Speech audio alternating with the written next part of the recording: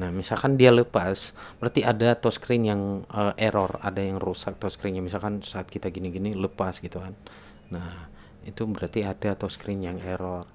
Ini HP Vivo Y91 dan sekarang aku mau ganti LCD-nya karena LCD-nya udah parah banget nggak mau nyala. Touchscreen-nya juga udah hancur banget seperti ini. Oke, nah sebelumnya aku sudah pernah pesan LCD-nya di online. Namun waktu itu datang tapi ada kendala yaitu di bagian touchscreen-nya sebagian tidak berfungsi. LCD-nya nyala tapi touchscreen-nya sentuhannya itu sebagian ada yang tidak berfungsi. Oke, sekarang aku akan berbagi tips ke teman-teman, menjelaskan ke teman-teman bagaimana caranya jika misalkan kita mau beli LCD di online, lalu barang itu datang dan ada minusnya, mungkin ada kerusakan atau tidak berfungsi normal. Nah, banyak teman-teman yang bertanya itu gimana, sementara kita kan udah transfer duitnya, apakah diganti atau bisa dibalikin duitnya atau kita nggak bisa ngapa-ngapain lagi. Nah, jadi sering banget muncul seperti itu untuk teman-teman yang suka belanja di online. Nah, ini pengalaman real aku sendiri. Sebelumnya LCD ini sudah aku pesan di online di marketplace Tokopedia. Nah, seperti yang aku jelasin tadi ada kerusakan tidak berfungsi normal. Lalu bagaimana caranya untuk mengajukan komplain sehingga nanti pihak Tokopedia menindaklanjuti, baru nanti si penjualnya akan menanggapi apakah LCD ini bisa diganti atau tidak. Nah, biasanya sih kalau misalkan kita beli LCD itu di deskripsi sih itu sudah dijelaskan apakah ada garansinya atau tidak. Nah, kemudian kemarin waktu itu saya pesan LCD ini ada kerusakannya, lalu saya ajukan komplain aja, tidak langsung hubungi ke penjualnya, tapi biar langsung diinvestigasi oleh tim Tokopedia. Nah, tapi ada beberapa syarat yang dipenuhi untuk mengajukan komplain ini. Jadi teman-teman tidak juga sembarangan bisa mengajukan komplain ya. Eh, ada beberapa kerusakan dan ada beberapa bukti yang diwajib oleh Tokopedia jika pembeli mengajukan komplain. Jadi yang pertama yaitu kita harus melakukan pengecekan dulu pada LCD-nya. Nah, oke, jadi waktu itu seperti ini ya. Tapi bukan yang ini. Yang ini yang terakhir atau pengganti dari LCD pertama yang rusak. Nah, ini sudah diganti oleh penjualnya. Nah, teman-teman jika misalkan beli LCD seperti ini, lalu teman-teman mencobanya. Nah, caranya seperti ini, teman-teman. Tinggal buka aja LCD-nya dulu. Lalu LCD yang barusan Anda beli di online, teman-teman silakan coba posisikan LCD-nya dengan benar, jangan terlalu ditekan juga ya. Ini jangan nanti pada saat melakukan pencobaan malah rusak. Jadi itu nggak mungkin kita ajukan komplain karena itu kesalahan kita sendiri. Oke, misalkan seperti ini udah cocok nih seperti ini nih. Nah, teman-teman jangan lem dulu, jangan dilem dulu untuk LCD-nya. Nah, dites dulu. Nah, oke. Nah,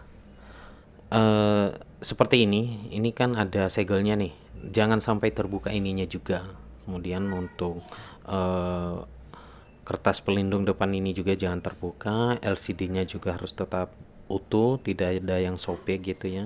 Tidak ada bekas lem. Dan ya paling itu aja. Nah, kalau sudah seperti itu silakan dicoba. Nah, oke. Kita coba ya misalkan seperti ini nih. Jadi ini tidak aku langsung lem, tapi kita coba dulu. Kita pasang dengan benar, hati-hati banget teman-teman.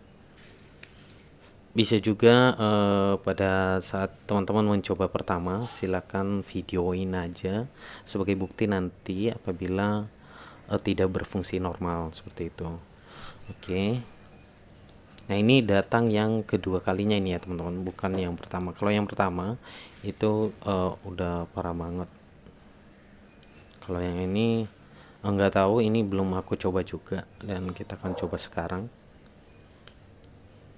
Nah, pastikan pada saat melakukan pemasangan soket-soket ini teman-teman jangan terlalu menekan bagian kaca depan ini karena ini kan posisinya belum dilem nih pinggirnya. Nah, takutnya ada yang keganjel nantinya begitu ditekan ininya malah kena LCD-nya gitu. Oke, setelah terpasang seperti ini, oke kita belum lemnya, masih posisi terbuka semua. Kita nyalain.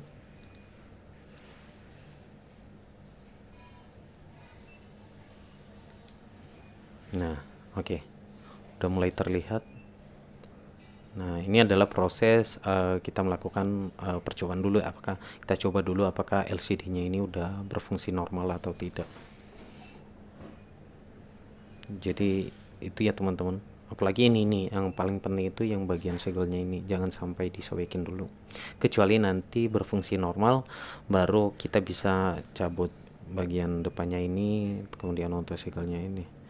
Oke, ini kalau terlihat di pertama sih udah LCD-nya. Oke, kita lihat dulu ada garisnya enggak, ada yang shadow enggak gitu ya.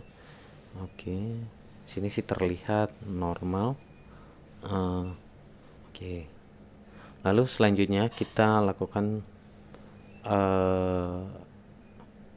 percobaan pada touchscreen-nya. Oke, kita cek dulu LCD-nya. Kita pastikan dulu apakah cahayanya itu masuk merata semua atau ada sebagian yang shadow gitu atau ada garis. Nah, kalau udah normal seperti ini kan udah normal LCD-nya cahayanya nih.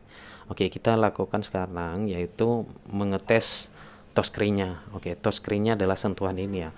Nah, cara yang mudah untuk melakukan pengetesan pada touchscreen seperti ini. Seperti ini silakan ditahan menu ini. Jadi semua HP sih seperti itu ya. Bentar. Oh, ini udah keluar nih. Nah, misalkan kita ulangi lagi ya. Nah, pilih salah satu menu aja, misalkan di sini ada teleponnya. Ditahan lama sampai dia seperti ini nih. Jadi agak goyang-goyang untuk menunya seperti itu. Nah, oke, selanjutnya kita tarik. Nah, ini kita tarik, kita kelilingin aja, baik itu di bagian tengah, di samping, di bawah gitu ya. Oh iya, lepas. Bentar. Oke, kita coba. Nah, ini di bawah, di sini. Jangan sampai ke tombol bawah itu ya.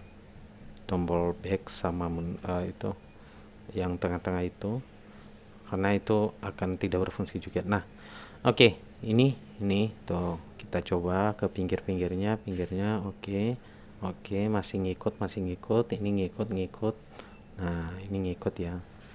Nah, kalau dia tidak lepas saat kita memutar-mutar seperti ini di layar HP kita, maka itu bisa dipastikan touchscreen-nya sudah normal, optimal.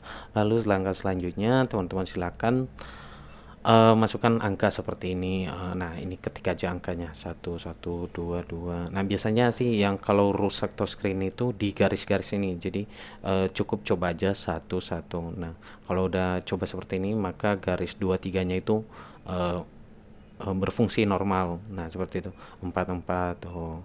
Jadi sebaris ini pasti berfungsi normal. Begitu juga 7 bintang. Nah, ini udah berfungsi normal. Nah, jadi caranya seperti itu, gampang banget. Jika teman-teman misalkan percobaan pertama tadi misalkan lepas tuh, misalkan nih pada saat kita coba seperti ini, coba ya. Nah, misalkan dia lepas, berarti ada touchscreen yang error, ada yang rusak touchscreen-nya. Misalkan saat kita gini-gini lepas gitu kan. Nah, itu berarti ada touchscreen yang error. Nah, jadi seperti lalu kemudian misalkan kita coba angka seperti ini. Sebentar. Nah, angka seperti ini. Nah, biasanya itu dia tidak tidak respon. Misalkan kita ketik 2 maka munculnya 5 gitu kan. Ketik 5 munculnya 2 gitu aja. Yang lain itu bisa dipastikan touchscreen-nya error dan wajib diganti. Nah, bagaimana cara menggantinya? Seperti yang gue jelasin tadi teman-teman, silakan ajukan komplain aja. Misalkan di Tokopedia di situ ada tombol komplain sebelum 3 hari barang sudah datang. Jadi bisa teman-teman ajukan komplain karena pada dasarnya sistem Tokopedia kita sebagai pembeli Misalkan kita membeli barang dengan misalkan ada toko A, maka si Tokopedia ini akan menahan uang kita walaupun udah kita transfer, ditahan di Tokopedia dulu. Lalu jika teman-teman tidak mengajukan komplain apa-apa selama 3 hari, baru uang kita dari Tokopedia dilanjut ke eh, penjualnya. Jadi seperti itu. Nah, kalau misalkan ada kendala, maka kita komplainnya itu ke Tokopedia, bukan ke penjualnya. Baru nanti Tokopedia menghubungkan kita ke penjual lagi bahwa ada kendala seperti ini. Jadi ibaratnya Tokopedia ini menjembatani antara pembeli dengan penjual. Oke, jadi seperti itu. Nah, kemudian untuk teman-teman juga yang suka belanja di online, hindari mengetes barang sebelum melakukan pembayaran. Misalkan teman-teman mau beli barang itu sistem COD, lalu kurirnya datang, kemudian teman-teman maunya langsung tes di situ. Apabila tidak bagus, maka kembalikan ke kurirnya. Jangan, karena kasihan juga kurirnya, dia tidak tahu apa-apa soal ini. Kalau barangnya sudah datang, nggak usah dibuka, silakan bayar aja dulu ke kurirnya. Nggak apa-apa, nanti uang itu akan ditahan oleh marketplace yang dimana Anda beli. Misalkan di Lazada, maka ditahan Lazada seperti itu. Baru nanti ajukan komplain, maka ditindaklanjuti. Apabila tidak ada respon, maka uang kita akan dikembalikan masuk ke rekening kita kembali. Jadi seperti itu. Jadi aman sih, menurut aku sih aman belanja di online. Oke teman-teman, jika sudah melakukan pengetesan seperti itu, baru teman-teman silakan lanjut melakukan pemasangan. Silakan buka stikernya, buka segelnya ini, lakukan pemasangan, jadi sudah aman.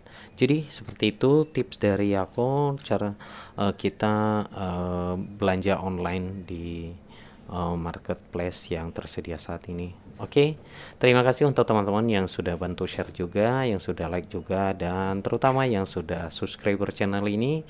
Semoga berkembang dan bermanfaat untuk semua teman-teman.